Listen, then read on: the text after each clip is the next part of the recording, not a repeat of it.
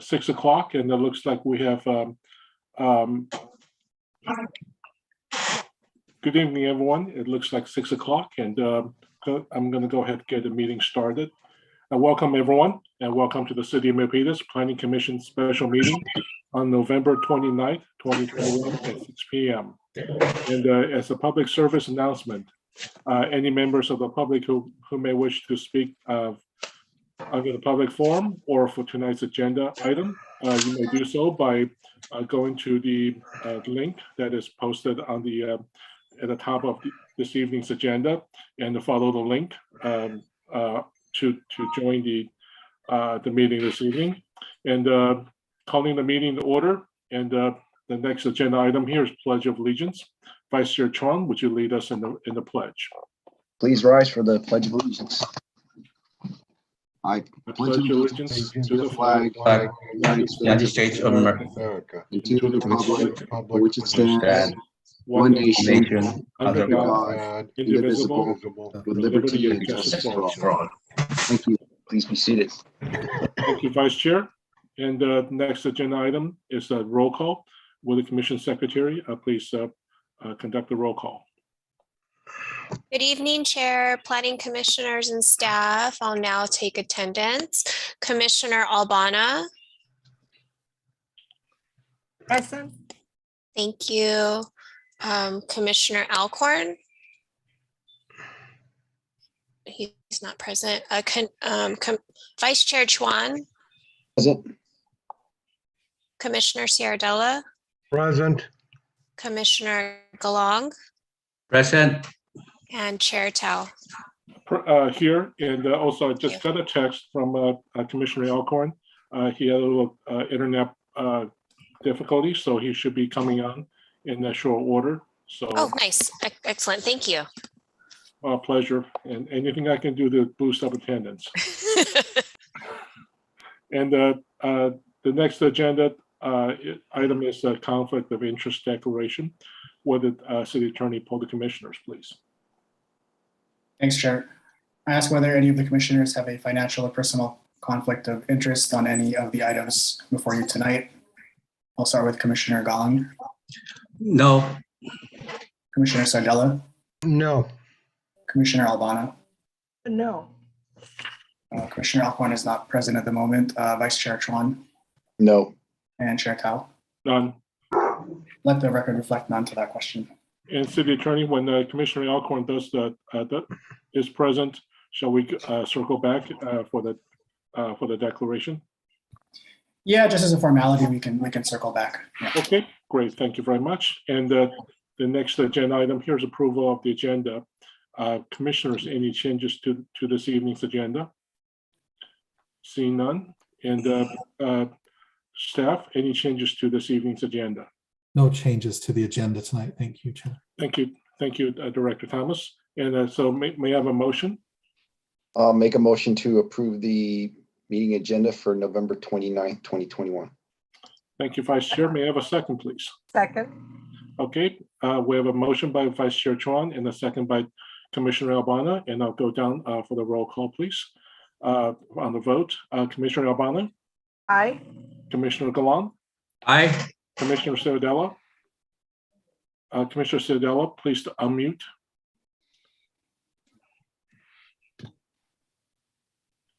Commissioner Sardella? Aye. Okay, thank you.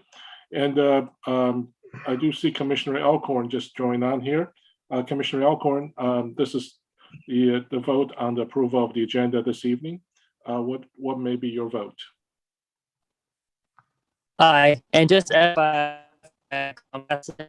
I'm in my phone right now, but Okay, we can. You're a little echoey, but we do have audio here. Thank you. And Vice Chair Chuan? Aye. And Chair I as well with 6-0, motion passes. And next agenda item here is the announcements. Commissioners, any announcements? Commissioner Albana, any announcements? None, Chair. Thank you. Commissioner Galan, any announcements? Nada. No, sir. Thank you, Commissioner. Thank you, Commissioner Sardella. No. Okay, thank you. Commissioner Alcorn?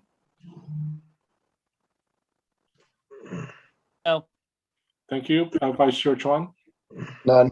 Okay, Chair none as well. Thank you. And Planning Director, any announcements? I have one quick announcement, Chair. I just wanted to put in a plug or an advertisement for Holiday Magic on Main Street. This is the city's first year to host this type of activity on Main Street, either in a while or first time ever, I'm not sure. It's starting this Saturday, December 4th. It will run through December 19th. The main event is there will be ice skating each night available.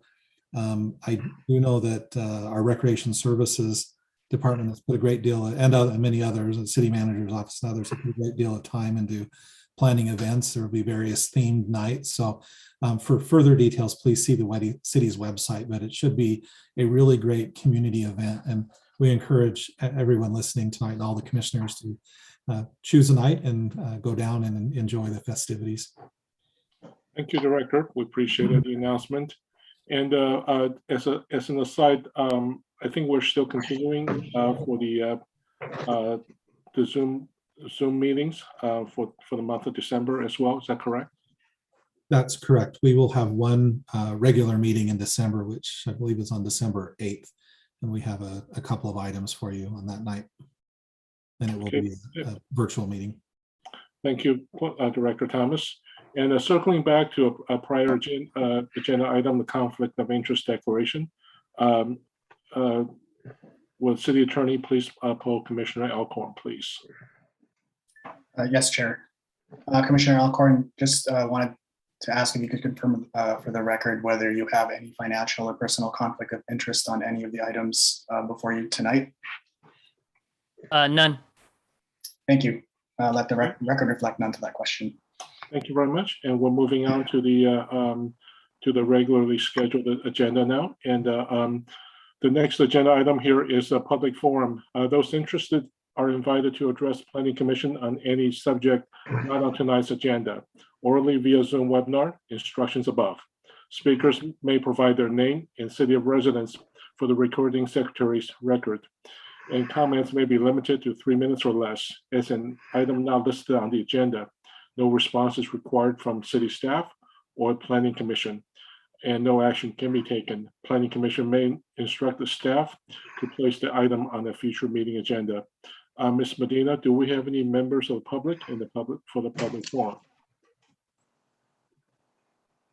Yes, Chair, we have Urvish Kumar Mehta with his hand raised in the queue for public forum.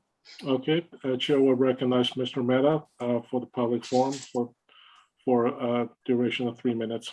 Thank you. Mr. Mehta, the forum is yours. Mr. Mehta, are you still with us?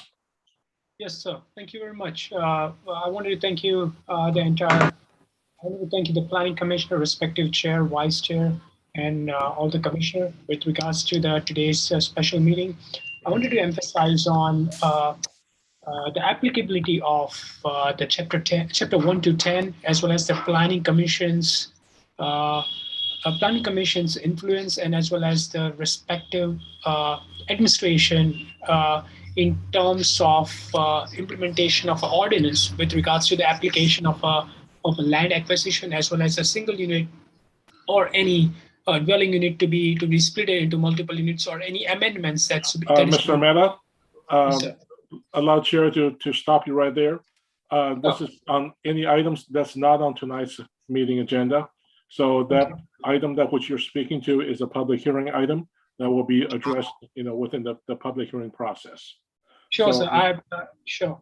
Okay, so you may sign back in and queue in with Ms. Medina during the regular course of the public hearing process. Sir, I have a specific comment about the land acquisition law to include within the jurisdiction of today's meeting, as well as the agenda item. So if I may, if you allow me, I would like to continue with the comment. City Attorney, your opinion is requested. If this comment is not related to the item on the agenda, then he may be permitted to comment during this portion of the agenda. From what it sounds like, it seems like it is related, but if he's saying that it's not, then I think he should be allowed to speak. So advised, Mr. Mehta, go ahead. Sure, it is the inclusion of both. I will take 1 minute only, and I'll yield after that.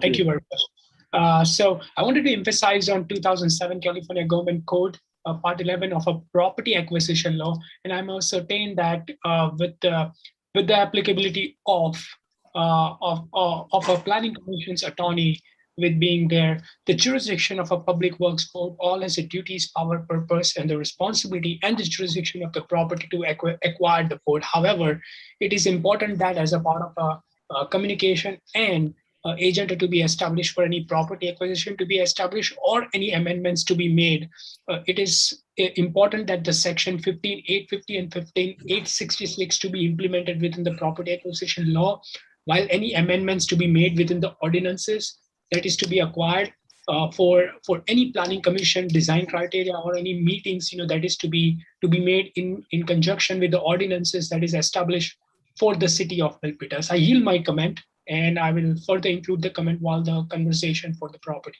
Thank you very much. Thank you, Mr. Mehta. We appreciate your comment. And Ms. Medina, do we have any other members of the public in the queue? We do not have any other community members in the queue for public forum. Thank you very much. And moving on to the next agenda item, it's the public hearing item. This is a text amendment to the subdivision ordinance and zoning ordinance, urban lot splits, and 2-unit projects citywide. And Director Thomas, if you will. Thank you, Chair Tao. Yes, as you notice, this item, and I may be looking at my other screen, so if I'm sideways, I'm looking and reading from that. But this item is a text amendment to what we call the subdivision ordinance as well as the zoning ordinance. These changes are brought about because of recent legislation that was approved by the state legislature. You will hear me speak about Senate Bill 9 or SB9. This is a mandate by the state for the city to allow certain types of changes within single family zoning, and I'll cover some of the details in my presentation.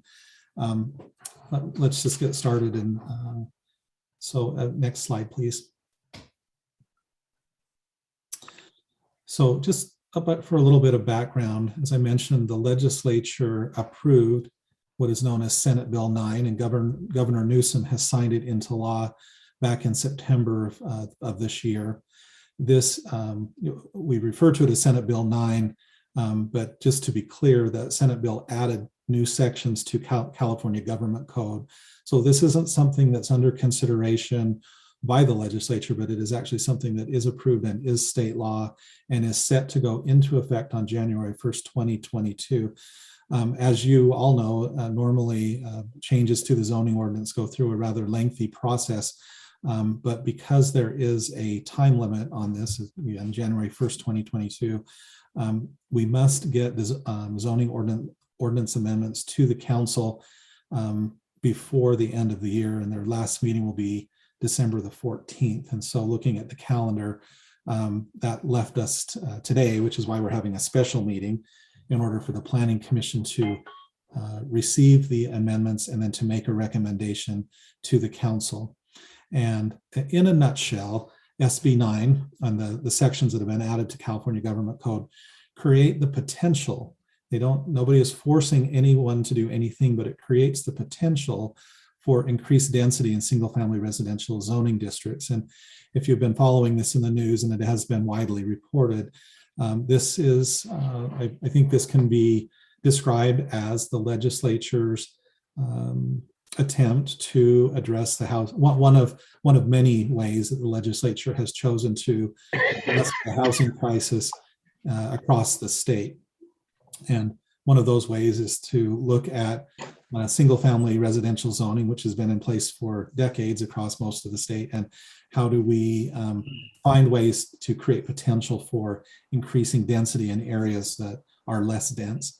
And so the Senate Bill 9, it provides some limited restrictions on this change, and it also allows local government some leeway to adopt local objective standards. And I'll talk about, I'll spend several slides talking about what those will be for Milpitas in order to regulate what we will call SB9 projects. That's a little bit of background. Next slide, please. So in speaking about SB9, the basic elements, next slide, please. Now, the basic elements of SB9 are really two. And if you can think about those, and then the rest are really details, as they say. The first one are what we are going to call urban lot splits. So this is a split of an existing lot in a single family neighborhood, may be split once. And some of the parameters that are provided in state law is that the split of the lot, the resulting lots have to be roughly in half, and there's a minimum lot size of 1,200 square feet. I'll talk about that a little bit more in a moment, but just to let you know, the first part is a lot split.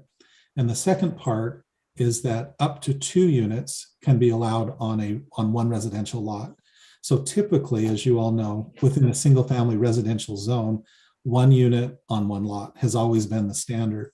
But again, the legislature has imposed a new standard on local government where we are required to allow 2 units on 1 residential lot. And I'll speak more about that. Both of these changes, the lot split and the 2 units, under the state law, are to be approved ministerially. That means that there's no public hearing.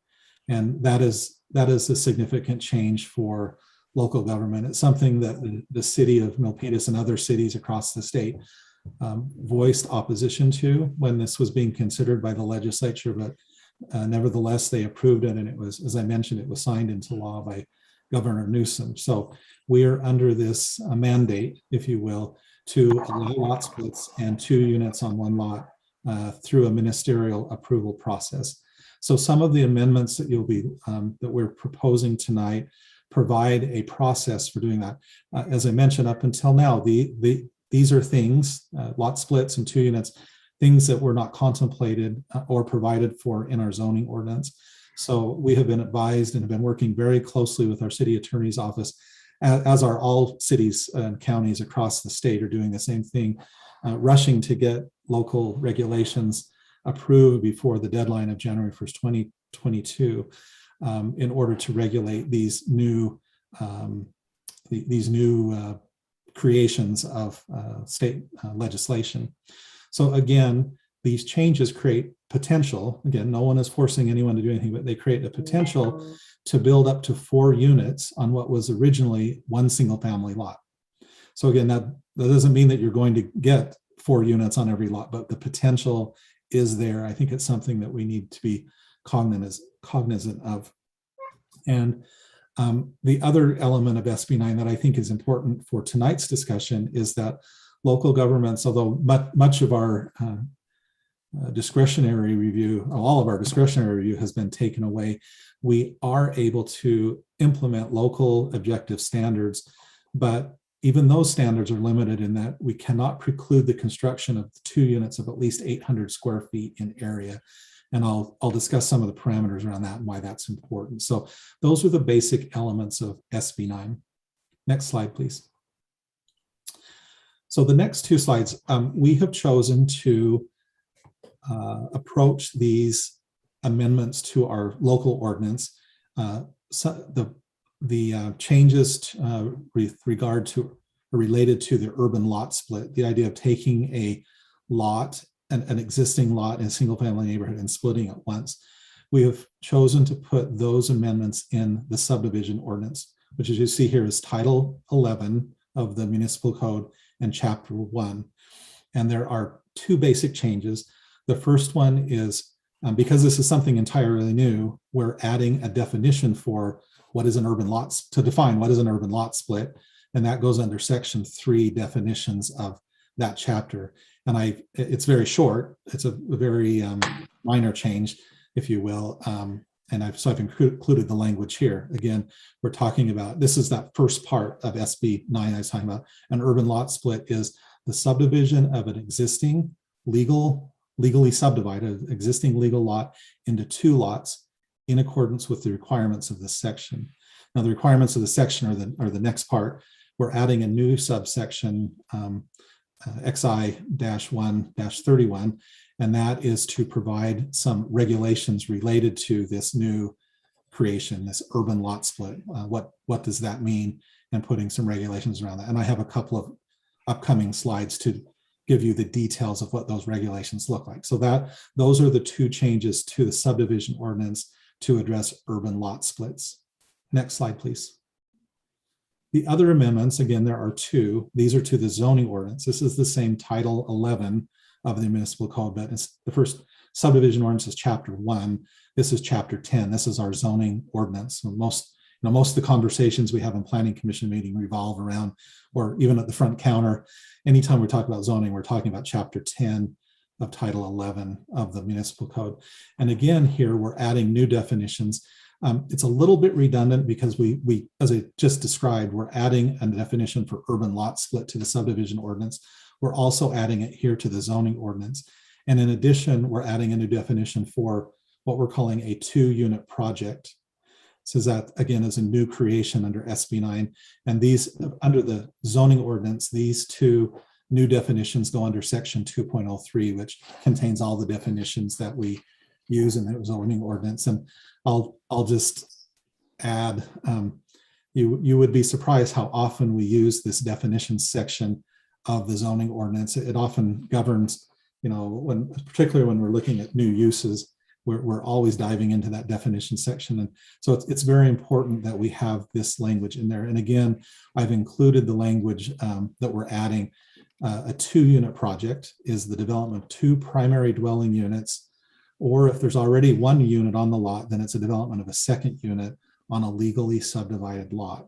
So again, now you see the 2 parts of SB9. The previous slide showed the subdivision ordinance amendments related to urban lot split. Here we have the zoning ordinance amendments related primarily to a 2-unit project. And again, the second amendment for the zoning ordinance is adding a new subsection. It's XI-10-4.08 labeled 2-unit projects. We've just defined that. Now we're giving regulations to it. This we're putting under section 4, which outlines all of the residential zones and standards. And this will allow 2-unit projects. And then it also establishes those objective standards in accordance with the new government code sections that were added under SB9. And I have several slides coming up that will describe what those objective standards are.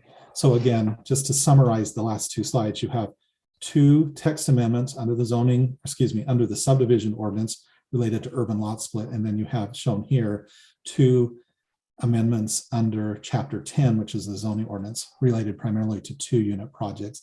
And all of this again is done to address the changes that were brought about by the passage of Senate Bill 9 back in September when it was written into law and will go into effect in January. So this is our attempt at the local level to bring our ordinance into conformance with state law, and also to add some local flavor, if you will, to the regulations as allowed in a very limited way under SB9.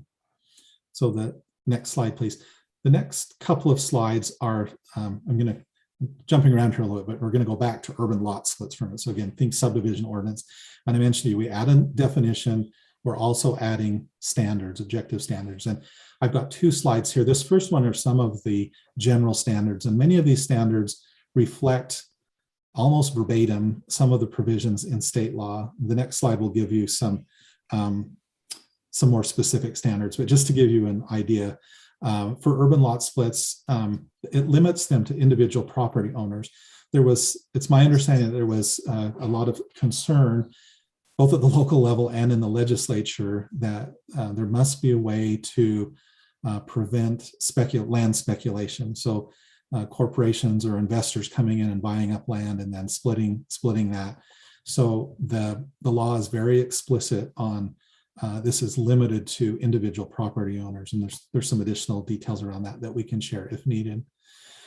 As I mentioned, these are new creatures of state law, so we don't currently have an approval process. So in working with our city attorney's office, again, we came up with, as we always do when we're creating new lots, we require a tentative map and a final map. Now, this is not detailed in the state legislation, but our attorneys, very smart, and they identified, well, here's an opportunity for the city to step in and create a process where we first review the tentative map, and then we require the applicant to file any required easements or other agreements prior to approval of the final map. And again, all of this is done ministerially, but it provides a framework for us to review and approve these projects. And then there's some other things that I didn't put on the slide, but the ordinance also provides for the city to set up a fee for review and the time that is required for city staff to review these and to set up both an application form and a fee. Also, we are requiring, and this is taken pretty much straight from state law, but the urban lot split must comply with what's known as the Subdivision Map Act. And this is a cornerstone act of the state that governs all divisions of land. And so we wanted to be very explicit that these types of urban lot splits are not, even though there's something new, they are still required to meet the requirements of the Subdivision Map Act. And then we explicitly laid out legal remedies for any violations of the Map Act. Our ordinance also limits SB9 lot splits, as noted here, to the R1 single family zoning district. Again, the state law doesn't make this explicit, so there's some room for us to limit where the lot splits can apply. And it seemed best for us to do that within the R1 single family zoning district. State law also prohibits lot splits within certain areas, and I think for obvious reasons: conservation areas, flood zones, wildfire hazard areas, earthquake zones, and a few other places. Also prohibits them in historic districts. Planning Director, if I may just interject for 1 second here. Sure. On the previous point, in regards to conservation areas, flood zones, or wildfire hazard zones, are those are there more defined agencies or federal agencies or state local agencies so there's no ambiguities about whose definition are we under? Yes, I think the state law is not exactly clear on that. There are some provisions for flood zones, for example, have a provision that it may be in a flood zone if there's a certain certification that is received from FEMA, Federal Emergency Management Agency. The wildlife hazard zones, there's terminology that's used in the legislation that's specific to a type of zone. And later when we get to questions, I do have Chief Zamora here to help answer questions around that. We had quite a few conversations around this. Some of the other areas not listed here, but are prime farmland, wetlands, those types of areas that we may or may not have in Milpitas. But I did want to note here primarily that there are areas where SB9 splits are explicitly excluded and prohibited in the state legislation. But we do have the capability and I guess the tolerance within the SB9 to stamp it with the specific agencies who are overseeing the definition of these zones. I believe so. Martin, do you have any additional comment on that? I know that the legislation itself is not explicit. I don't believe it's explicit, but maybe I've overlooked it. Yeah, that's correct, Chair and Planning Director. I know that, yeah, it's not explicit. The ordinance as we've crafted it right now, like for example, it has specifications that, the site has been subject to a letter prepared by FEMA and meets FEMA requirements necessary to meet minimum floodplain management criteria under the National Flood Insurance Program. So there are aspects that we've addressed. I think the other agencies that you might be speaking about, like we sort of went on the general language because, yeah, like Ned pointed out, those aren't specified.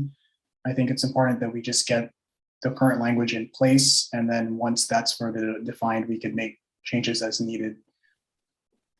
Thank you. Appreciate the clarification. So, and then I'll try to, I know this is a lot of information. There's several more slides, but I will try to go through. I just think it's important for the commission and the public to understand all of some of the details of what standards the city is trying to adopt to really to protect local neighborhoods. The last two are kind of interesting.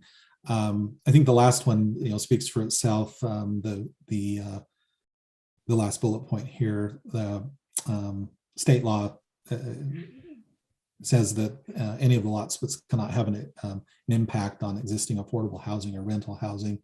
The other one is rather interesting. It's no prior lot split. So this is to prevent serial lot splitting, where someone would come in and split a lot and they might sell it off, and then the next person comes in and wants to split their lot. And we've explicitly prohibited that. We're not looking to create illegal subdivisions. The intent of this legislation, as I stated at the beginning, is to provide additional potential for the development of new housing. Next slide, please. So, and the next slide is some of the more specific details about urban lot splits. May we have the next slide, please?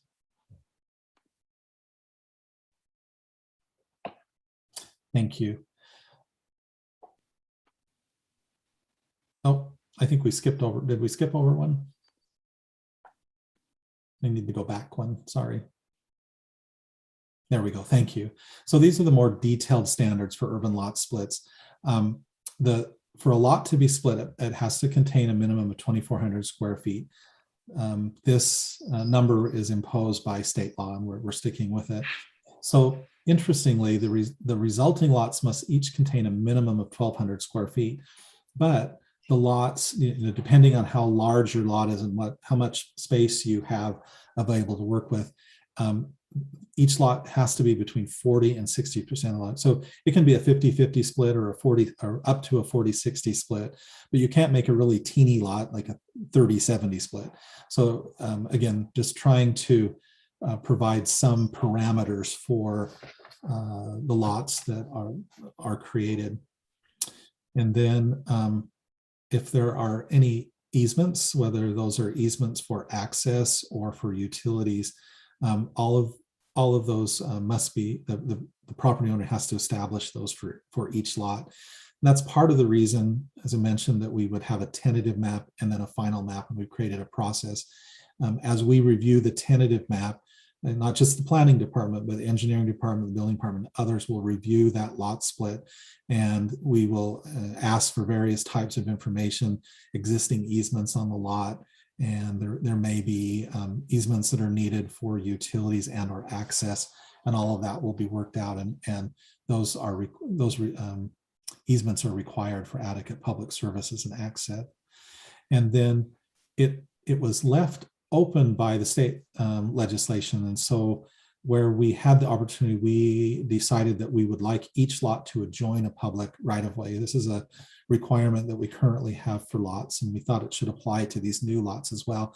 Now, I will say that adjoining could be absolute frontage, or it might be a shared driveway, but each of the lots, we want to have the minimum frontage of 12.5 feet. And again, there was some discretion there in the city, but we were trying to be as consistent as possible with our current standards. And then the last thing here with regard to urban lot splits is actually very interesting. This is provided under the state law, SB9, but the building official is empowered under state law to deny an application for an urban lot split if he or she can make findings of a quote unquote specific adverse impact to public health and safety.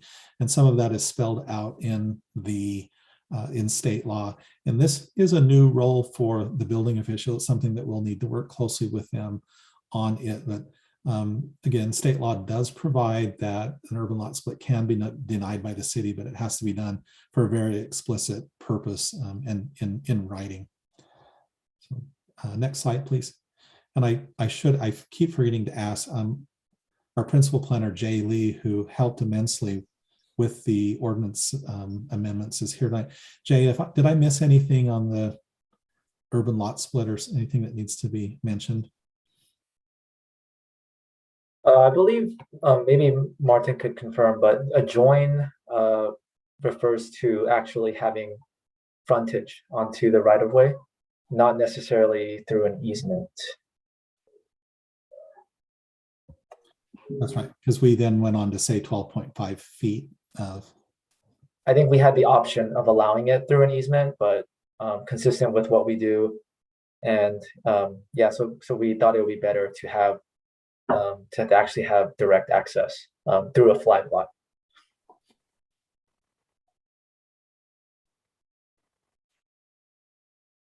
But nothing else to add there on anything else. Great, thank you. Next, there we go.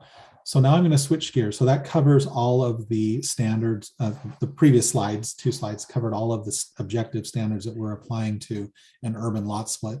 The next 3 or 4 slides cover standards for 2-unit projects, which are much more detailed for obvious reasons, but you will see some overlap here. So again, this first slide are the general standards, and most of these are taken from SB9, and they're very similar to the general standards that we are applying to a lot split. The first one, again, has to be an individual owner. It cannot be a corporation. This is something new, so we're establishing a ministerial approval process for 2-unit projects.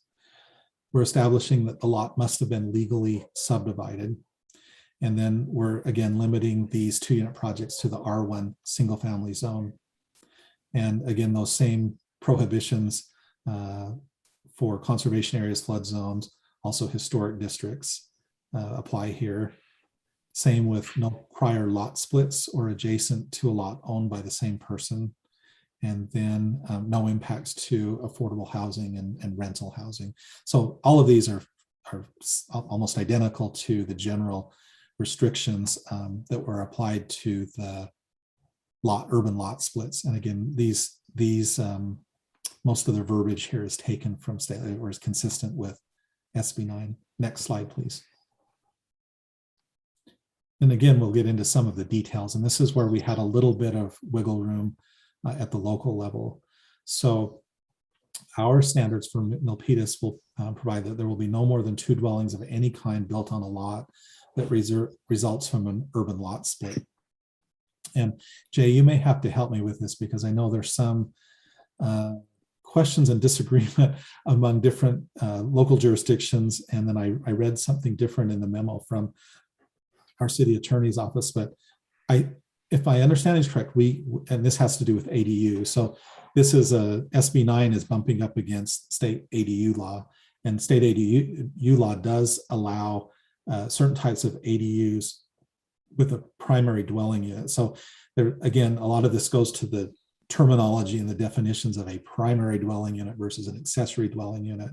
But what we're saying here is that there can be no, I should have put the word primary, there can be no more than 2 primary dwelling units built on a lot. But Jay, I think you had some additional discussions with the attorney, and did we add of any kind? And so are we saying that we're limiting it to 2 units of any kind, including ADUs? I believe there's still some interpretation and not complete agreement from different people. So I think we didn't cover that in the ordinance, or we didn't specifically call it out because we may be waiting for some more direction on that. Yeah, and I think what our intent here again is to limit it to, and this was in my reading of SB9, this was certainly the intent, and there was a lot of attention focused on this in the legislature, that there would be no more than 2 primary dwelling units on a lot that results from an urban lot split. And as I stated at the beginning, what you're looking at here is the potential to create, so if you have one large lot and you, under SB9, you did an urban lot split and you ended up with 2 lots, you could then build 2 dwelling units on each of those lots, resulting in the potential for 4 units, where originally there was the potential for just 1. Now, I will add though, it does bump up against ADU law. And one of the things that I read is that there may be a potential to add I think it's a conversion, an ADU conversion. And so you might end up with a 3rd unit on one of those lots. And that's something that we'll have to clarify as we go along. But the basic principle here is that we would have no more than 2 dwelling units on any lot that results from an urban lot split. I'm sorry, I don't mean to get bogged down in the minute details. For these 2-unit projects, again, we provide a minimum floor area, 500 square feet, and maximum of 800 square feet. That is required. The maximum of 800 square feet is required under SB9. And 2 things to consider on that. If you have an existing unit on the lot and it's larger than 800 square feet, it can stay, but it can't expand. If it's smaller than 800 square feet, it can expand up to 800 square feet. So the magic number here in all of that is 800 square feet.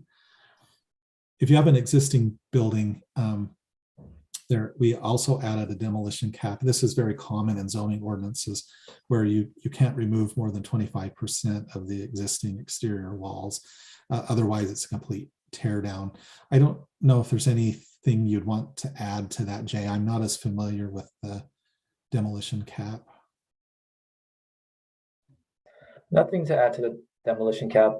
There isn't much detail in the state law, but actually regarding the ADUs, if there is a lot that is not created as a result of an urban lot split, then our ordinance states that you could have an additional ADU unit, an accessory dwelling unit, in addition to the 2 dwellings, a 2-unit project. Thank you. Yes, that's the trigger, is whether or not it's an urban lot split. So it's consistent with, we're going to go back to the first bullet point. So as you see here, if there's an urban lot split that we've been talking about, then there will be no more than 2 dwelling units of any kind. But if you have an existing lot and then under the 2-unit project, you're able to do 2 units, then in that circumstance, under the ADU law, you would be able to add an ADU conversion. And so you would end up with 3 lot. That's when you're in the instance where you're not combining an urban lot split with a 2-unit project. So there's all kinds of mixes and matches here. I'll do the last. Sorry, if I may say, once the state may come out in the future with more guidance or clarification, and we can adjust accordingly. But for now, this is our interpretation or our best, I guess, effort in addressing the issue. Yeah, and then we've provided some maximum heights, as you can see here. Much of it is dependent upon the size of the lot. And of course, this is intended to protect privacy of the neighboring units more than, and as well as solar access to neighboring units. And then the last one is we are prohibiting rooftop decks, again, for privacy purposes. Next slide, please. With regard to setbacks, we are saying that the existing R1, so these will be located in R1 zone only, so that to the extent possible, the R1 setbacks will apply, but state law requires us to allow at least an 800 square foot unit on any lot. And so if the setbacks preclude that, we have to adjust or be flexible in our setbacks. And so the basic setback will be the R1 setbacks, but they can go up to a minimum side and rear setback of 4 feet. So, and that's consistent with some of our other setbacks for other similar uses. We have set our own setback of front setback of 15 feet, and we will require that 50% of that be landscape. This is, again, a very objective standard. It's measurable, and it is consistent with the standards in all of our other zones. Under state law, each new unit must have 1 parking space, and that is again mandated by state law. So there's and those are new units. The existing units will need to meet the existing parking standards. is my understanding. And if there's a new unit created, we'd like it to, we're requiring it to match the color and design of the existing primary unit. This again is consistent with our current standards for ADUs, for example. And then we've provided some other things for exterior lighting, line of sight, an important one, frosted and obscure glass for second story windows. This is an issue that has come up several times in relation to our recent ADU ordinance. And then we provided some details on landscaping in the areas. Next slide, please. And then this is the last slide, a few other standards. In speaking with our utility department, each unit must have its own direct water connection. I think, Jay, if I'm not mistaken, they can have a shared sewer connection, but we're requiring them to have a separate water connection. Is that correct? Yes, that's correct, which is consistent with our typical practice. Yeah. And then if you're doing a 2-unit project, it's considered a change. We are going to consider it a change of use on that property. So all of the existing and new structures will need to be brought up to code essentially, and they must comply with all of the city's current building standards, fire standards, and codes. And we're requiring that the 2 units on one lot cannot be separately owned or conveyed. They have to be jointly owned. And only residential uses, no short-term rentals. One that's kind of interesting, since this is a ministerial process, there would not be a public hearing for this. So we are requiring that the property owner provide a notice of construction to adjacent property owners within 30 days of the start of construction. And this just puts them on notice of what's happening in the neighborhood. It's not the best way by any means of doing public noticing, but it's one way that is allowed under state law. And there is a deed restriction on the 2-unit project. And then again, this curious provision that the building official can deny an application for a 2-unit project, similar to the possible denial of a urban lot split. The same thing for a 2-unit project upon written findings of specific adverse impact, and that the state law specifically empowers the building official to make that determination. Next slide, please. So a couple of last things. In these types of zoning ordinance amendments, the next slide will show the findings. One of the findings is general plan consistency. We have identified, as shown here, policies in the land use element of the new general plan, as well as the community health and wellness element of the general plan, speak to providing a variety of housing types and densities, that these changes easily are consistent with those policies in the general plan. We are in the process of updating our housing element of the general plan, but our current element includes goal C and goal D, which again address facilitating new housing production and diversity and affordability. And so the proposed amendments are consistent with the general plan. Next slide, please. And then as shown here, so that's the first bullet point, is that consistency with the general plan. The other finding is that the proposed amendments will not adversely affect the public health, safety, and welfare.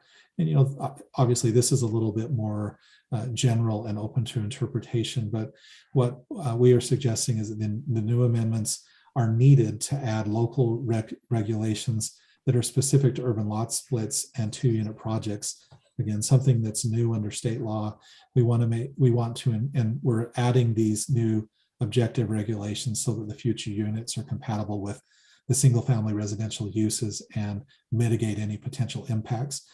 Again, one example would be, I think a very good example is the requirement for obscure glass or clerestory windows on second stories to protect privacy of the neighbors. So that's a type of objective standard that we're able to apply to these new projects, which are called a 2-unit project. And then the other one is that the amendments are intended, as noted here, protect neighborhood character and property rights, and thereby maintaining the health, safety, and welfare. And you saw that in some of the standards that I explained for the the lot splits where we require, as Jay mentioned, frontage on a public right-of-way of a certain width and then certain setbacks. And all of those are, to the extent that we're able to apply those type of objective standards under SB9, that's what we've intended to do here. And all of that is in order to make these findings. Next slide, please. The SB9 and the government code sections that were added by SB9 explicitly or statutorily, it's the best term, exempt any of the ordinance amendments that are intended to implement SB9 from the California Environmental Quality Act. So we have a statutory exemption. Next slide, please. And as I mentioned, the action by the Planning Commission tonight is a recommendation to the City Council. Text amendments to the Subdivision Ordinance and the Zoning Ordinance require the review and approval, final review and approval by the City Council based on your recommendation.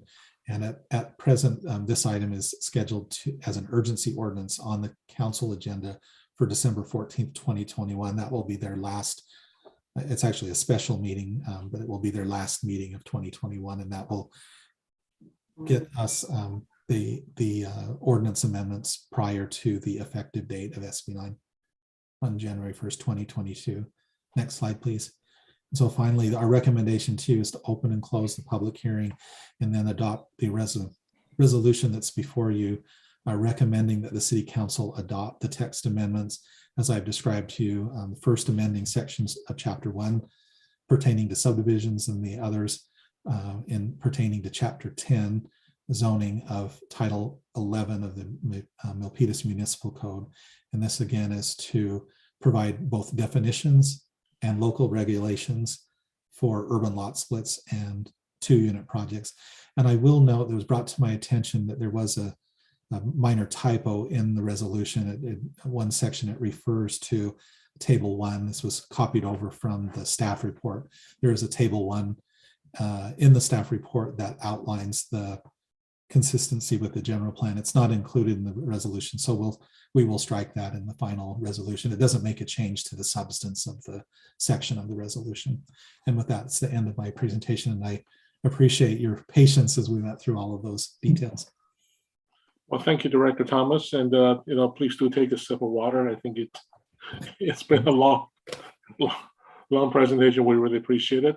And with that said, since the city is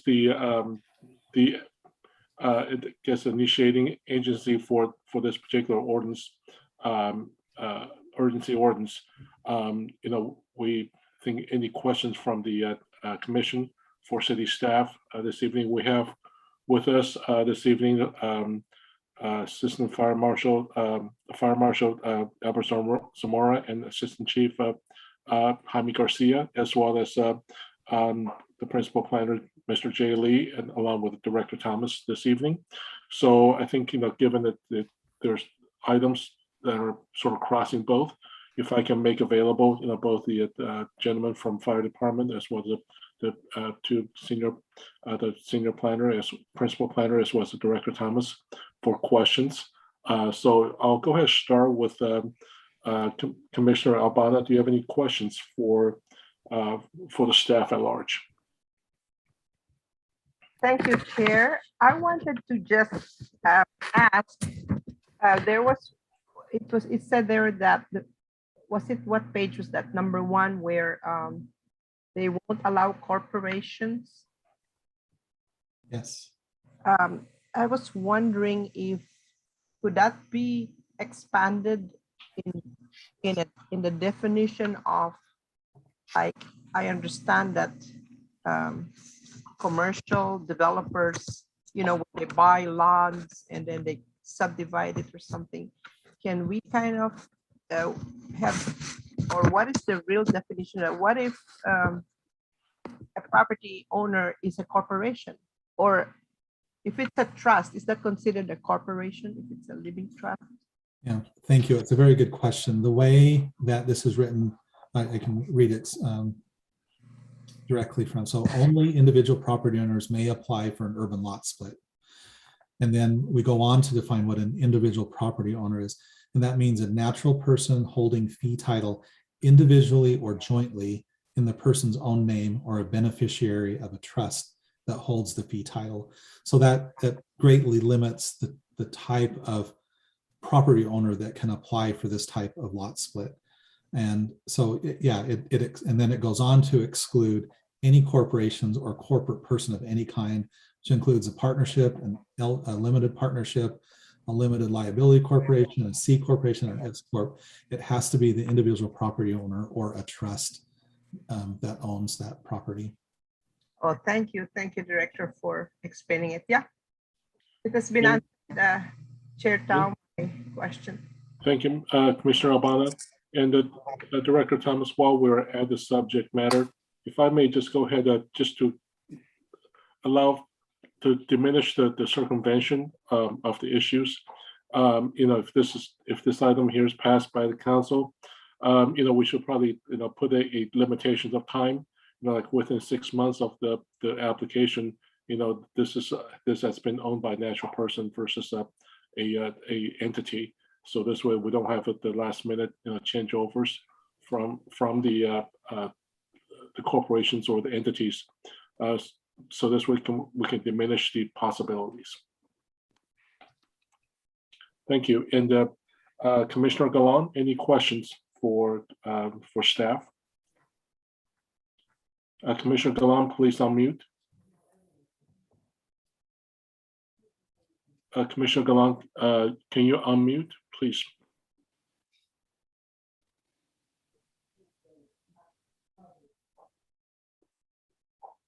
Yes, I'm here.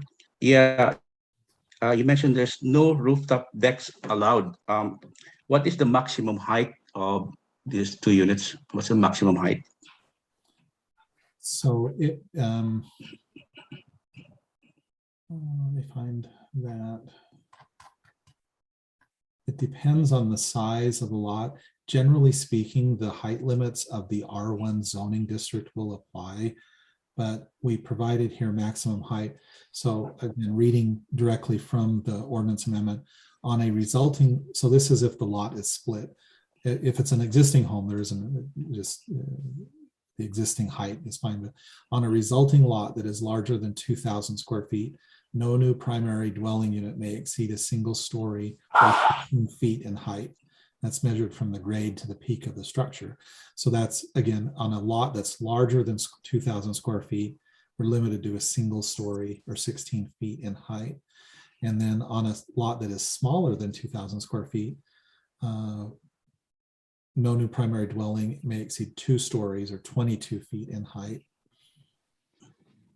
And if there is any portion of the dwelling, well, if it exceeds 1 story, it has to be stepped back by 5 feet from the ground floor.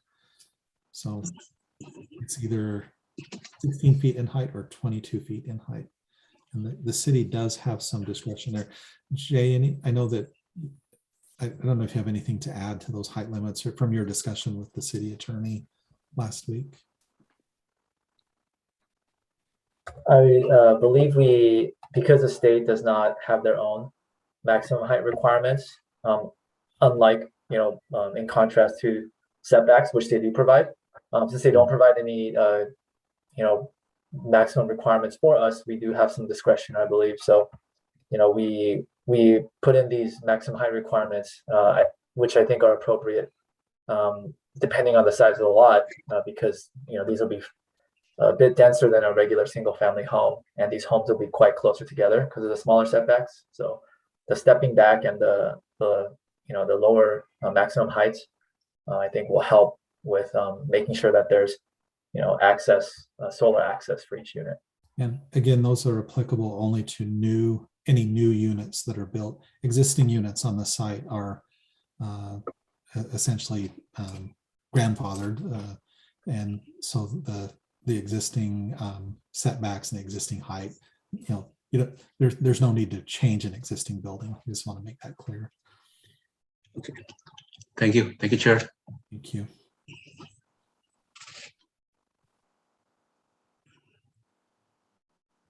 Thank you, Chair. My apologies. Thank you. And Commissioner Cerradella. Yeah, I've got a couple of questions. I think that it seems like you guys made it very difficult to do this, to put two units on an existing lot or splitting the lot like this. One of the questions I have, the 800 square foot, does that include the garage or not?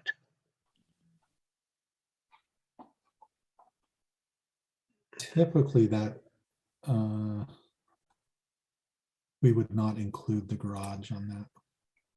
Okay, so, but you'd still have to build a garage for that Not 800 square foot home? Not necessarily. The SB9 requires only one. It requires one parking spot per primary unit. So, and it doesn't explicitly say whether that needs to be covered or uncovered. So as long as there's one parking space per unit. Okay.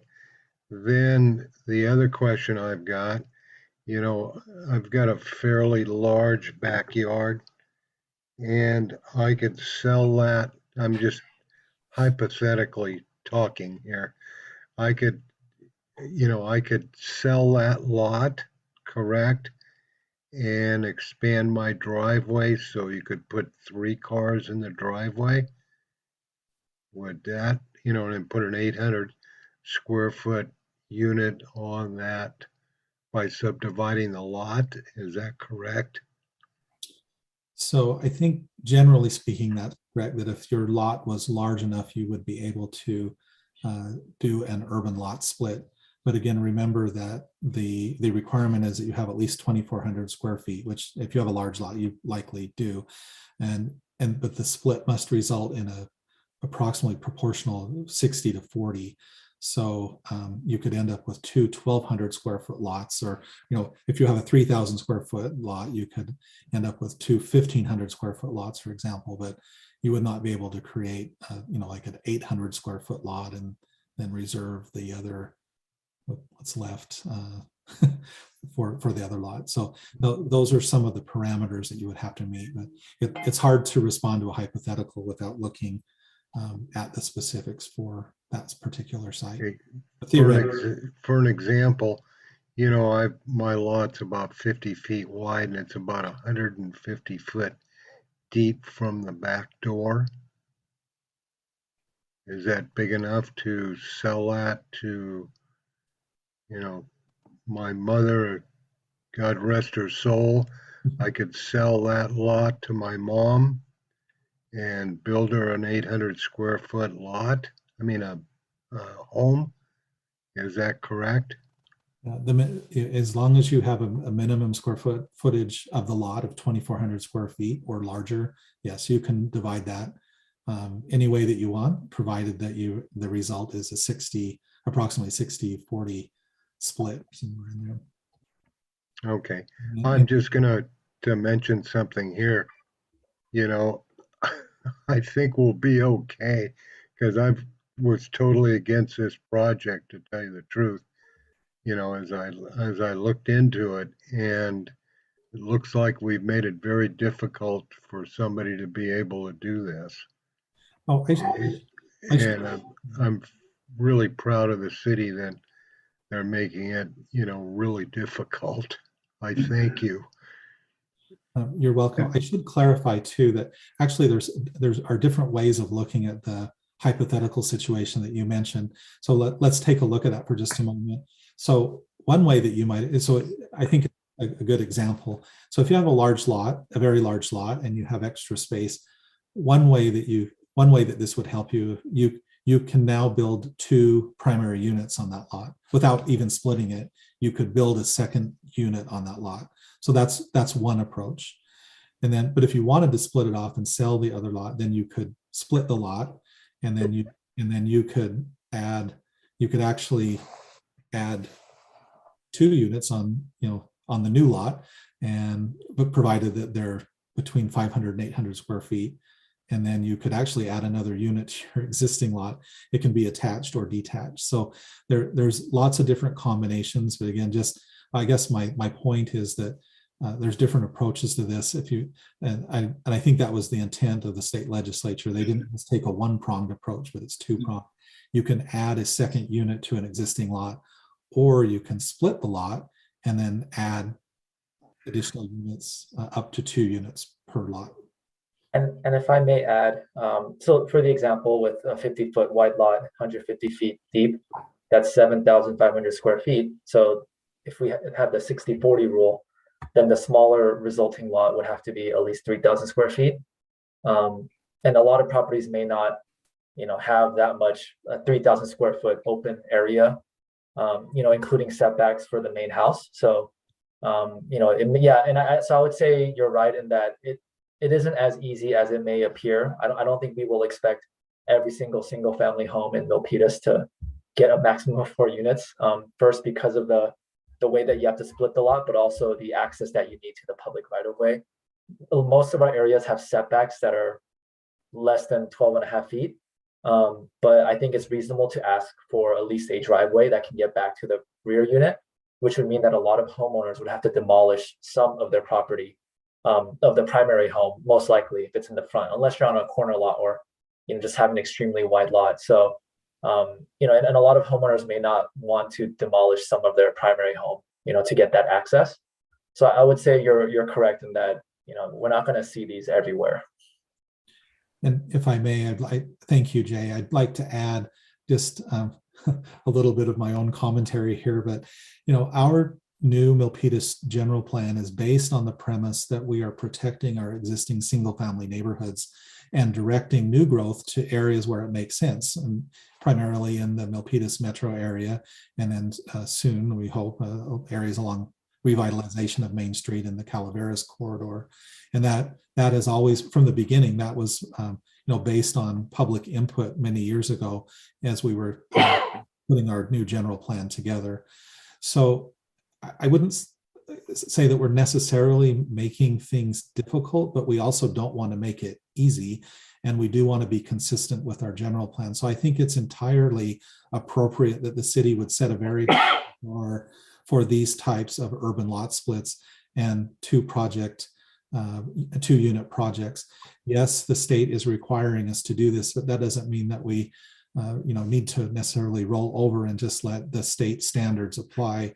Where I think we've been, we work very closely with our city attorney's office in identifying those areas where the city does have some leeway to add, to create a high bar for these types of projects.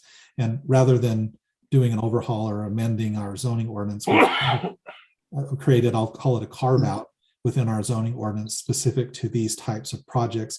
We did that for 2 purposes. We didn't want to amend our ordinance in a way that would be detrimental to us down the road in allowing certain things to happen. So we've carved these projects will be a carve out within the R1 zoning district. And the second part of that is we do fully expect, similar to what happened in recent years with the ADU ordinance. You'll recall that I think we came back to you twice, or if not 3 times, to amend that ordinance as state legislation changed.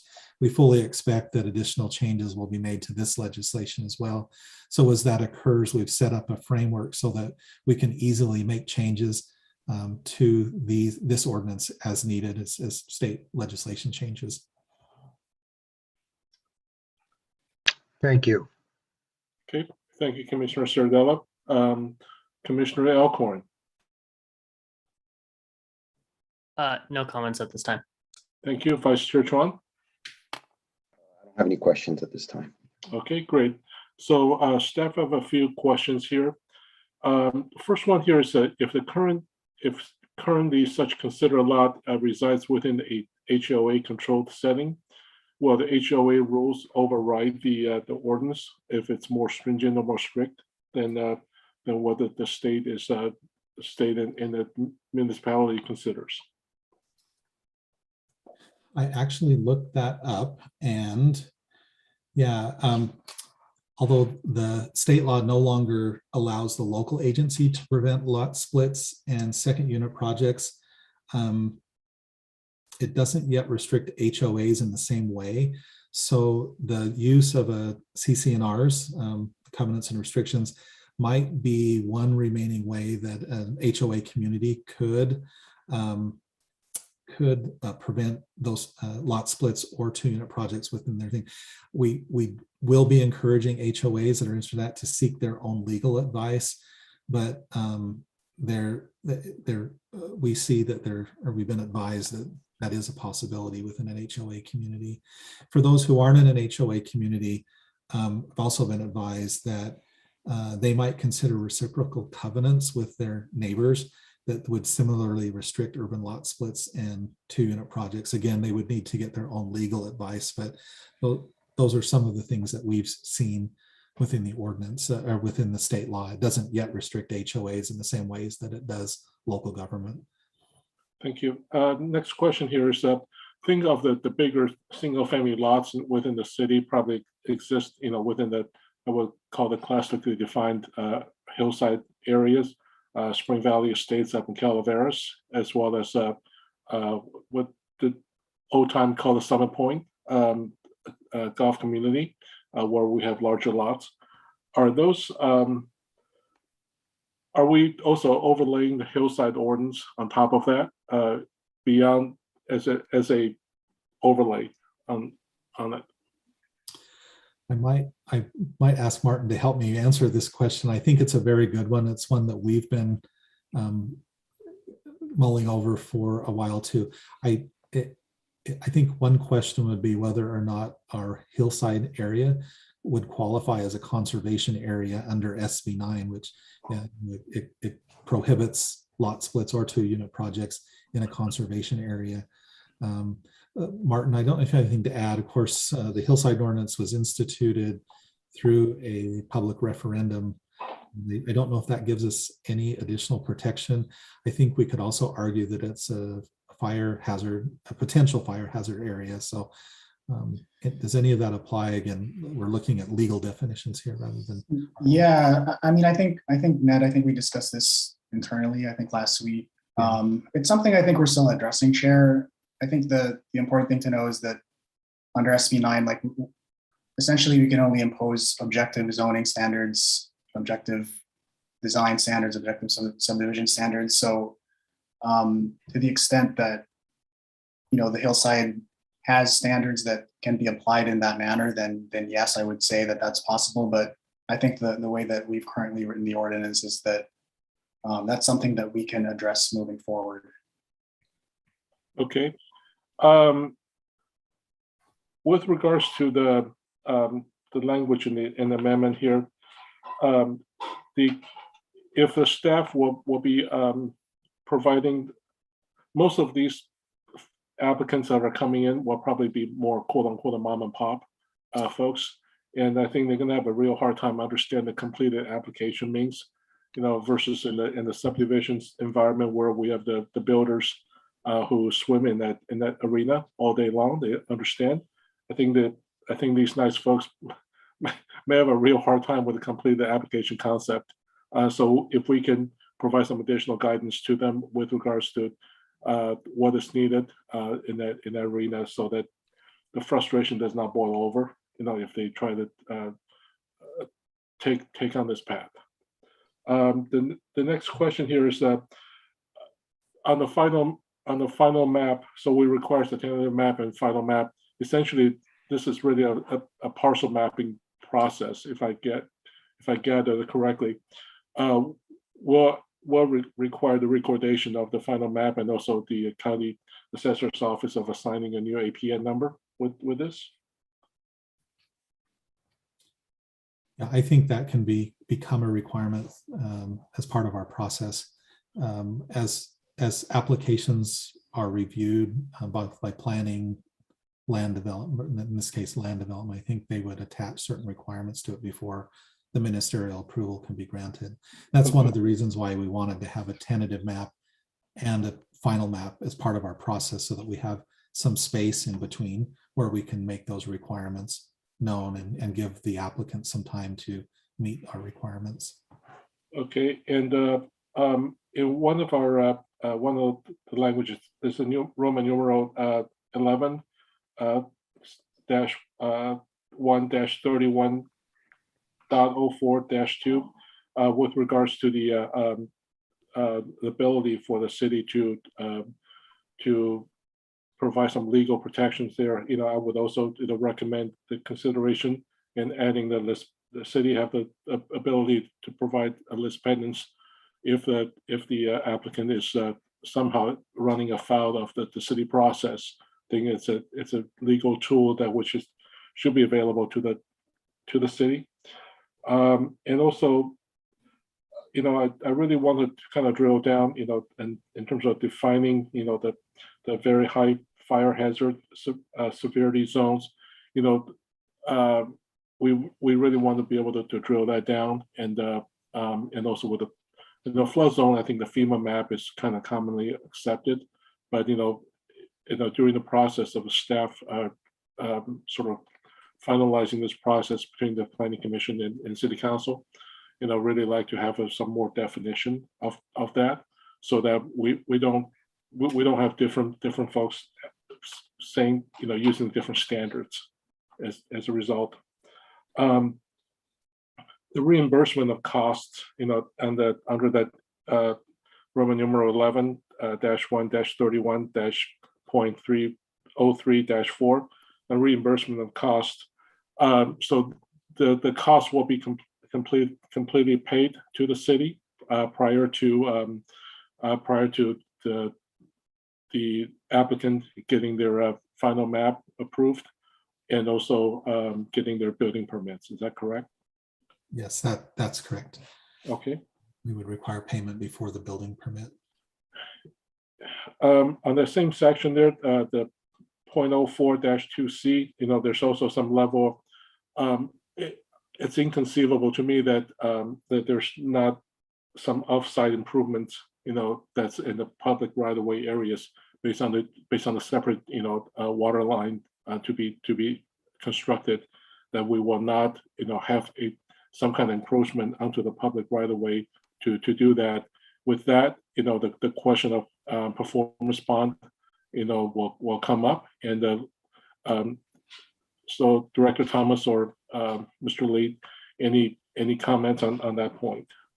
Yeah, I looked into that, and I believe that would be part of that space, some requirements in between the tentative map and the approval of the final map is if I think you make a good point that if they're creating new sewer connection or water connection, or there's other encroachment onto the public right of way or changes, that the city would, as a matter of course, require a performance bond to ensure the replacement of any damage that was done to the public right of way and public facilities in the right of way. Okay, and on the same section of 0.04-07 subsection D, where it denotes a sworn statement, does that require that sworn statement to be notarized as well? Martin, you might be able to help me with this. I think that we can require it to be notarized. It's a sworn statement that has to do with the property not being a rental property within the past 3 years. And I believe it's that the city can impose other restrictions, which would include having it notarized. That's right. Yeah, that's the 3-year occupancy. That's one of the standards under the state law. So that requires an affidavit. Okay, and the affidavit language will be provided by city attorney's office so that everything is standardized, I assume? Sure. Okay, thank you.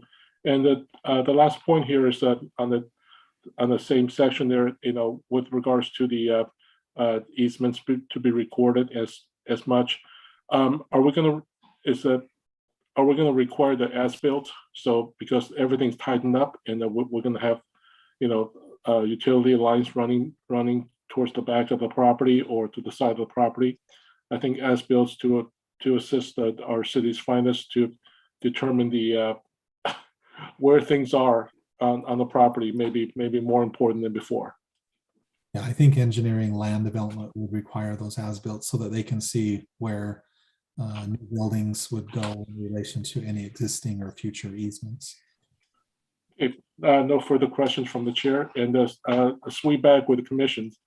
Any commissioners may have additional questions for both the fire and planning staff. Okay, seeing no raised hands. Chief Zamora and Assistant Chief Garcia, thank you very much for your participation this evening, and you have a wonderful evening. Thank you. And thank you, Chair. Thank you. We'll see you. And this being a public hearing, and Chair would like to go ahead and open up the process now for the public comment. And so, Ms. Medina, how many members of the public is in queue waiting to speak? As of right now, we have 3. Okay, and so given it's only 3, we'll go ahead and provide 3 minutes each to the members of the public to speak. And then would you be kindly queuing them up for their speaking engagement? Yes, so first we have Urvish Kumar Mehta. Okay, Mr. Mehta, 3 minutes and the floor is yours.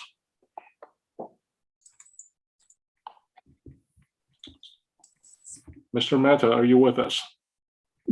Yes, Chair. Thank you very much again for the opportunity to speak as a public speaker. I wanted to mention about the SB8, SB9, and SB10. As the SB9 is being implemented to this, it is important to evaluate the SB8, which is SB8, SB9, and SB10, which has to take effect on January 1st, 2022. The SB8 is an omnibus cleanup bill for several housing initiatives, which allows the Housing Crisis Act of 2019 to take place and allow the qualifying preliminary application for the housing development to be submitted until January 1st, 2030. Second is the SB9, which for SB8, which further provides the city or county to approve the housing development project, depends on the demolition or the occupation of a vacant protected rental units, with the specification of a requirement with the Ellis Act that is to be implemented. While the SB9 is a California Housing Opportunity and More Efficiency Home Act. And the SB10, which is also creates a voluntary process for local government to pass the ordinances prior to January 1st, 2029. All 3 Senate bills are interacting with each other, so it is important to implement SB8, SB9, and SB10 simultaneously, as the SB10 provides the CEQA guidelines for city to make amendment to the changes with the ordinances. SB9 changes the rule regarding the life of a subdivision maps for extending the additional expiration. And SB8, which also allows the amendment to be made within the general requirement. So I request to implement all 3 bills together. I yield my comment and give the 1 minute back.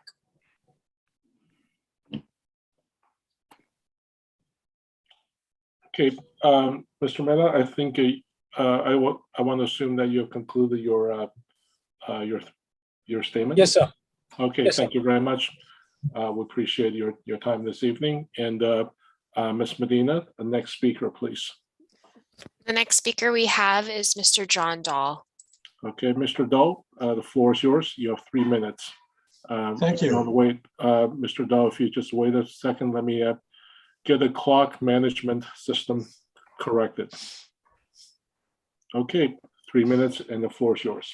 Okay, can you hear me? Loud and clear. Excellent. Well, thank you. I speak for both myself and my wife, Barbara, tonight. She can't attend tonight.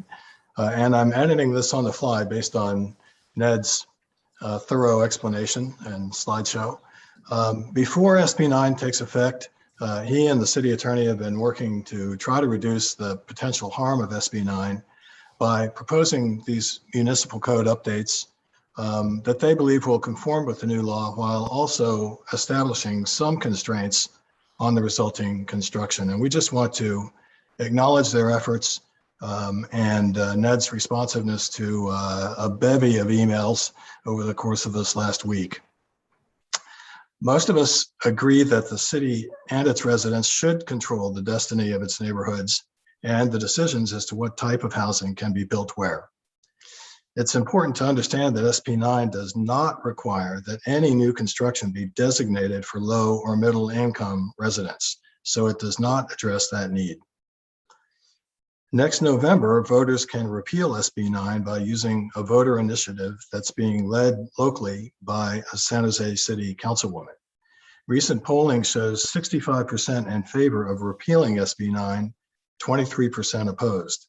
So I hope the listeners can work to support that initiative.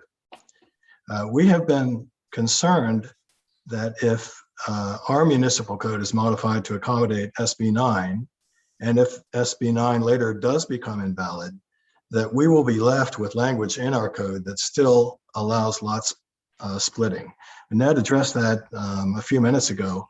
And just to reiterate from his response to our emails, he has said that in that case, the city council can repeal or modify these new municipal code amendments as it has in the past regarding ADUs.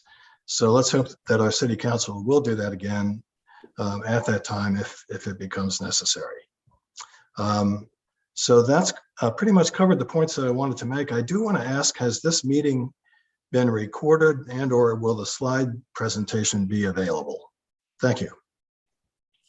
Director Thomas, if you will respond to that last question. Actually, I'm going to look at the recording secretary. It is being recorded, and I think it will be posted online, which will include. Yes, so this will be shared. It's actually live right now on our platforms on Facebook and on YouTube. And the recording will be posted to the agenda website for the Planning Commission. Thank you, Ms. Medina, for the clarification. We appreciate it. And if you will be kindly enough to queue up the next speaker, please. Next, we have Mr. William Corby. Mr. Corby, 3 minutes, and the floor is yours. Okay, my name's William or Bill Corby, resident of Milpitas for 30 years plus. And I'm very interested in all the discussions regarding adding some additional protections that have been going on during the meeting and in the email threads prior to the meeting. So I just had one additional question that I wanted to ask about this, and that is, what's the policy going to be where people will ask for exceptions? And the reason I say that is that always seems to be the devil's in the details, and all these exceptions are requested. And there needs to be some pretty strong policy to keep that within guidelines and not just let it be a free for all, or let somebody with a lot of strong verbiage or power, take precedent there. And the other corollary to that is, how about people who own businesses? And how's that going to be ferreted out when they request this to happen? Let's say they're in a real estate business or some other business. And how's that going to mesh with the requirement that it'll be a residential customer that asks for the property splitting? Thanks a lot. Thank you, Mr. Corby. And Planning Director, if I may request your comment. Yes, I was taking notes and I didn't take a note on his first comment, his first question. I was thinking about the one on the owning the business, but the first one had to do with exceptions. So we, as I mentioned, we've written, our approach to the amendments is to add language, and specifically add objective standards to our zoning ordinance specific to what we'll call SB9 projects. And SB9 projects includes both urban lot splits and 2-unit projects. And the language does not provide for any exceptions to the objective standards that are there. That's one of the beauties of objective standards, is that the project either meets it or it doesn't. If it does, then it proceeds with a ministerial approval. If it does not, then we can deny it. Now, I will say that there is the one area where I know there is some flexibility is in those setbacks. And again, as a general rule, the R1 setbacks will apply unless it precludes the construction of a unit at least 800 square feet. So if it would prevent that, then we are required under state law to adjust our setbacks to allow that 800 square foot unit. But we are able to provide a minimum setback of 4 feet. So in most cases, the R1 setbacks will apply, but there may be some limited cases where we would have to look at it and would apply setbacks that will allow up to an 800 square foot unit. So there, I guess again, the answer to that is by creating this, I'll call it a carve out for the SB9 projects. Any of the other language in the ordinance that pertains to some type of an exception or provides any discretion would not apply to an SB9 project. And then two things on the owners of a business. These laws are, and again, we specifically prescribe these to the R1 single family residential zoning district. So it doesn't apply to any type of a commercial business. And we've included in the objective standards, I don't have it in front of me, let me see if I can find it really quickly. Under the 2-unit project, we have specifically stated that the uses must be residential and they cannot be, oh yeah, it's under section P, regulation of uses. Number 1, residential only, no non-residential uses permitted on the lot being either an existing lot or a lot created under the urban lot split. I will also add that we've included under regulation of uses, no short-term rentals. Again, this is consistent with other areas of our code where we don't allow a primary dwelling unit to be converted to a short-term rental being less than 30 days. And under regulation of uses, we also require owner occupancy. And so it states that unless the lot was formed by an urban lot split, the individual property owners of a lot with a 2-unit project must occupy one of the dwellings on the lot as the owner's principal residence. So that's the case where if you have a large lot with that we were talking earlier about Commissioner Ciardella's law, we use that as an example again. If he were to keep his lot, but he had plenty of room and he wanted to add a second primary unit, he could do that, but he has to live in one of the units. So you wouldn't be able to have a lot and create 2 units and rent them both out. We are requiring that one of the units must be owner occupied. And that the intent there is to preserve the character of the neighborhood and not have a sudden influx of rental units. Thank you, Director Thomas. And for the purpose of discussion, the building official that's referenced in the text is that the planning director as the ministerial, I guess, chief adjudicator in that case? No, in this case, the building official is the building official, and in Milpitas, it's Bill Tot. We did provide some additional language to further define what a specific adverse impact is.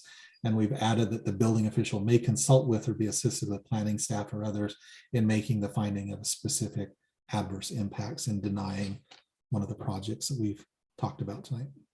Thank you, Director Thomas. Appreciate your explanations. And Ms. Medina, if we can go to the next speaker, please. The next person we have in the queue is Mr. Frank Bush. Mr. Bush, you have 3 minutes. And if you can give me 1 second here, let me get the clock on. Okay, Mr. Bush, 3 minutes. The floor is yours. Mr. Bush? Hello? Mr. Bush, are you still with us? Okay, seeing that we don't have Mr. Bush at the moment. Ms. Medina, do we have a next speaker? No, well, it looks like Mr. Frank Bush is, I gave him permission to talk, but I guess he dropped his hand. Okay, Mr. Bush, are you still with us? Oh, there you are. Okay, hand raised. You have 3 minutes. The floor is yours. Hi, this is Rekha Pardeshi. I don't know if my hand raised is getting confused with Frank Bush. Mhm. Is that right? Oh, it Okay. says Frank Bush. Oh, So you've given permission to me right now? Okay, ma'am, will you hold on a second here? And IT, if we may reset the clock and allow Ms. Medina to rearrange the speaker order. Oh heavens. Okay, so could you speak your name into the record? who? Not Frank Bush.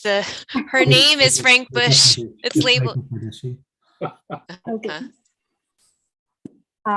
So my name is Rekha Pardeshi. Okay, thank you. All right, Mr. Bush, you will be, I guess, if you're still in the queue here, we'll get you in next.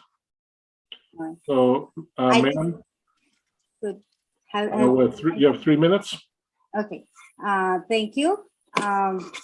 First of all, I'd like to thank Ned because he's been answering our emails for a plethora of them, and he's patiently answered all of them with really good details.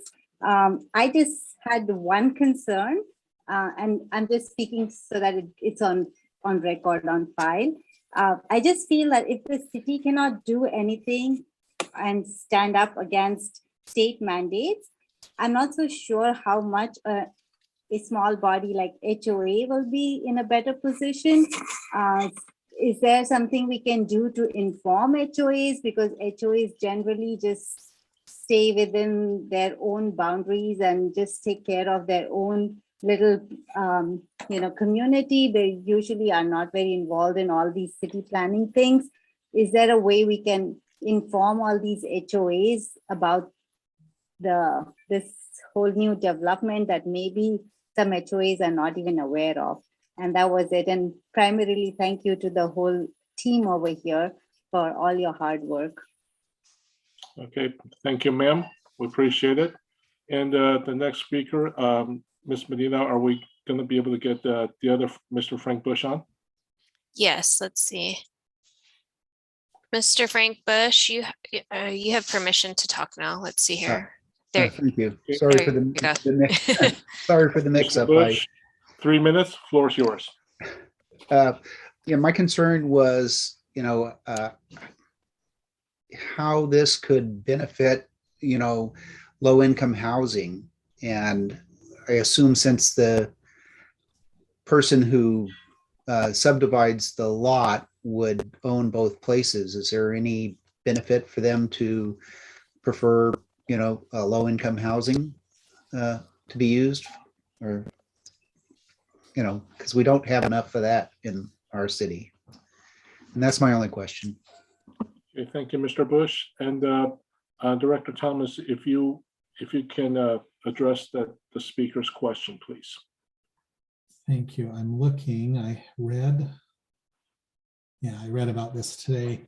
So in some of the advice that we received earlier several weeks ago from our city attorney's office, it asked if we could require affordability covenants for SB9 units as affordable housing, or we call it an inclusionary standard.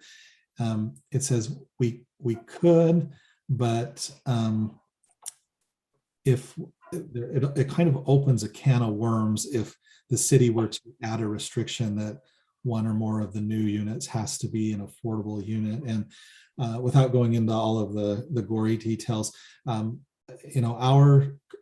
example, our current affordable housing ordinance requires 15% of new housing over a certain amount of units be affordable. So if you were to have one unit and you built another one, or you built 2 units and you required one of them, you've exceeded that 50% rather than the 15%.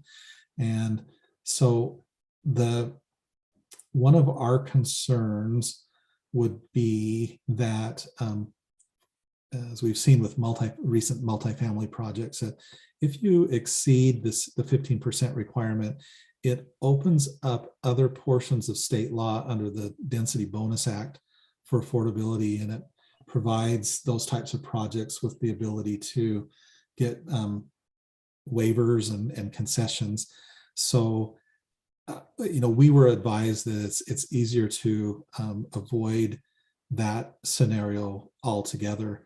This kind of is, in a way, related to one of the previous questions about exceptions to the basic requirements, and I hadn't thought of it at the time, but this is one way. For example, and again, this is all hypothetical, but if we were to require affordable, one of the units or some of the new units to be affordable, then it would open up. The potential is there to open up projects to concessions and waivers, and we wouldn't want to see that happen. We spend a great deal of time setting a high bar for these types of projects, and so that would completely undermine what we're trying to do here. I think the intent, the other thing I'll add in closing is the intent of the state legislation was to create the opportunity for smaller units on smaller lots in neighborhoods where you currently have a lot of very large houses and sometimes on very large lots. And so the intent there was to create an opportunity. Again, this is all about creating potential. So it creates the potential for affordable housing to be created, not very low or low, but just affordable housing to a moderate income family, because the units would be smaller units on smaller lots. And so theoretically that we would assume that those would be more affordable units. And that's how sometimes we refer to, in planning circles, I refer to that as the missing middle. It's the middle type of housing rather than a very large house on a very large lot, or multifamily housing, smaller units on, either in a multifamily or smaller units on a smaller lot. The missing middle is a kind of a medium-sized house on a medium-sized lot. And practitioners would look at that and say, well, that's the type of housing that isn't being built for a variety of reasons, market reasons and other reasons. And it's my understanding that that's what this bill is trying to address, is the creation of missing middle housing. Thank you, Director Thomas. Appreciate your explanations. And Ms. Medina, do we have any other speakers in the queue? Chair, there are no other speakers waiting to. All right. So since there's no other speakers, may I have a motion to close the public hearing portion of tonight's agenda item? Motion to close the public hearing. Thank you, Commissioner Alcorn. May I have a second, please? Second. Okay, and we have a motion by Commissioner Alcorn and a second by Commissioner Gallant to close the public hearing. So I'm going to go down the line and appoint commissioners for your vote. Commissioner Albana? Aye.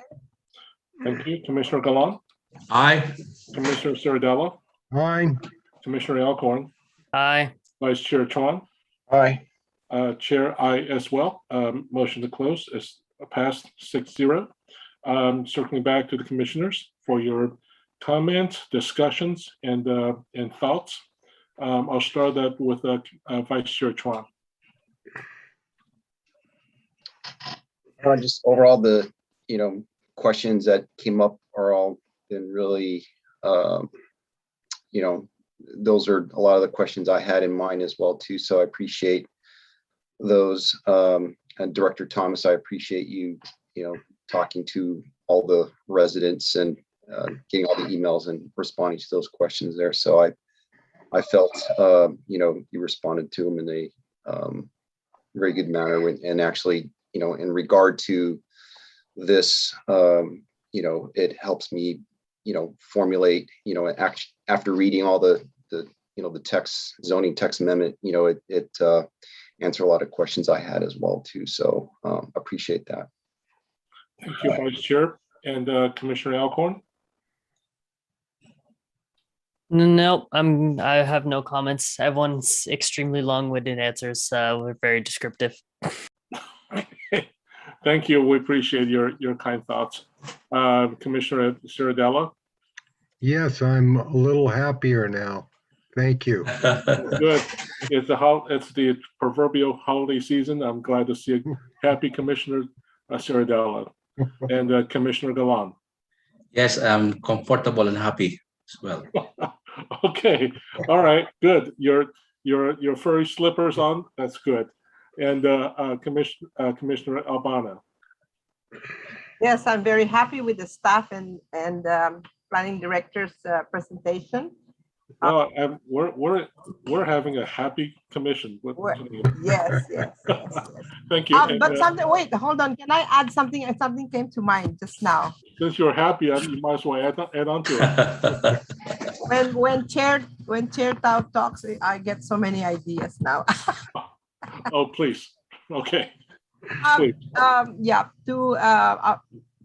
To Ned here, I just wanted to ask if a resident of Milpitas has a substantially large lot, and considering that it's going to pass through all the requirements, is a resident able to split the lot ahead of time and just develop it later on when finances allow? So, splitting the lot into two, then later on, given maybe a time limit of about a year or two to develop it and put the second unit in it.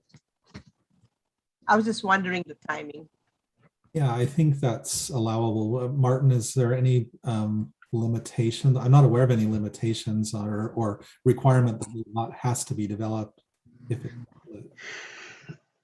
Yeah, the only thing, well, one of the things I'm aware of are, I think there is a related, the affidavit requirement. It does state that they would have to sign some statement saying that they intend to occupy one of the housing units as their principal residence for a minimum of 3 years from the date of the approval of the urban lot split. So there is some time there that I think would address that. So, City Attorney, based on that, the tentative map has a fresh estate of approximately 4 years prior to that. The applicant has to get a final map, and once it's final mapped, it stays there and cannot be repealed. Is that correct? Actually, Jay, you might have to help me with this. I think within our process, I'm thinking of that month requirement that that's once the tentative map is approved, they have just 3 months to do the final map. Is that correct? It doesn't require them to develop the lot, but it does if they initiate the lot split, that has to be done within a relatively short period of time. Yes, I'm looking it up, but I believe it's a bit of a different process. The SB9 lot split than like a regular subdivision. So I think we did put in a time limit there, and it's relatively shorter than normal because from what I remember our conversations, the only step really that has to be done prior to a final map is recording. But let me look up previous discussion real quickly.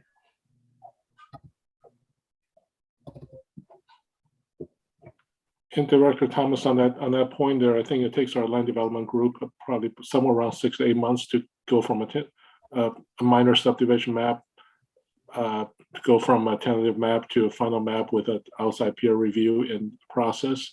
So, if we get a timeline too short, we may, as a city, have a problem conforming to the review timeline. Yeah, I think that was something that we had conversations about. Of course, the intent here through a ministerial process is to remove barriers and streamline the process. So the idea is that we would be set up for these urban lot splits as a different kind of lot. I may be very optimistic in saying, oh yeah, we will be able to get that, but yes, you are. Yeah, a lot of the heavy lifting that you're having happens during the phase. So once that tentative map is approved, then as Jay was saying, because these are more simple lot split, then we expect that the final map will be able to be approved ministerially Yes, because the map has to be approved ministerially. And that is correct. We did put 3 months, which seems like it would be enough time to record the necessary documents. Okay, thank you. And one final thought here is that because the lots are getting compressed and that, we have a sort of an existing quote unquote single family subdivision lot and that gets further subdivided, I would probably say that we would definitely require the applicant to provide the alter survey along with a elevation plotting, so this way we can properly assure the lots has a positive drainage as well as making sure there's no encroachment thereof, from this process. Yeah, and I will just add and to underscore our previous conversation on this, that's one of the reasons that we have this tentative map and final that we're proposing to have both a tentative map and a final map. SB9 doesn't require that, but it doesn't prohibit it either. And so our attorney saw space for us to create a process where we would review everything, the heavy lifting analysis and attach all the requirements up front, and then we would give the applicant 3 months to meet all of the requirements prior to the approval of the final map. Thank you, Director Thomas. And with that said, circling back to commissioners, any final comments or thoughts? If not, any motions for this public hearing item? Okay, I see no comments. So may I have a motion? I'll make a motion. Okay, thank you, Commissioner Alcorn. Yeah. So can you go ahead and state your motion, please? Yes, I'm gonna make a motion to adopt resolution number 21-025, recommending that the city council approve zoning text amendment ZA 21-0004, amending sections of chapter 1 subdivisions and chapter 10 zoning of the Title X of the Milpitas Municipal Code relating to urban lot splits and 2-unit projects. Thank you, Commissioner Alcorn. May I have a second, please? Second. Okay, so we have a motion by Commissioner Alcorn as stated, and a second by Commissioner Sardella. And also make a note that the staff will make the additions and address the resolution topography issue. So, okay, with that said, we have a motion by Commissioner Alcorn and a second by Commissioner Sardella, and I'll go down the line for the vote. Commissioner Albana. Aye. Thank you. Commissioner Galan. Aye. Commissioner Sardella. Aye. Commissioner Alcorn. Aye. Vice Chair Chuan. Aye. And Chair is a no. And so the motion carries 5-1. And just as a comment to the note, I mean, this is a rather rushed. We've had this subdivision, process within the state for the last, 50 plus years, single family lots, and that the state is trying to sort of resolve our housing issues, via barrage of housing laws and legislations from the state levels. Within a very short period of time without the full vetted out process. And with that, Chair is just not comfortable with it, no matter how much we do. There's always the idea that which may not be formatting, in the correct fashion. So with that said, the motion carries 5-1. And moving on to the next item here is a new business. There's no item under there underneath the new business heading. So some legal needs to be read. Any person aggrieved by any final decision of any board, commission, or department head to the city of Milpitas may appeal the decision to the city council by filing written notice of the appeal with the city clerk within 12 calendar days of the date of said decision and paying the required fee. This time limit shall be strictly enforced. The next agenda item here is adjournment. We have a motion to adjourn this evening's meeting. Move to adjourn. Second. Okay, so a motion to adjourn by Commissioner Galan and the second by Commissioner Alcorn. If I can just have a voice vote to adjourn. Aye. Aye. Aye. Aye. Thank you very much. And Commissioner Thomas, feel better. And you looked a little under the weather, so we hope your health improves. And thank you all very much again for attending this evening's special meeting. And in the traditional sense, happy holiday season to all. And we hope you enjoy your time. Thank you. Okay. Good night. Good night. Bye, everybody. Good night.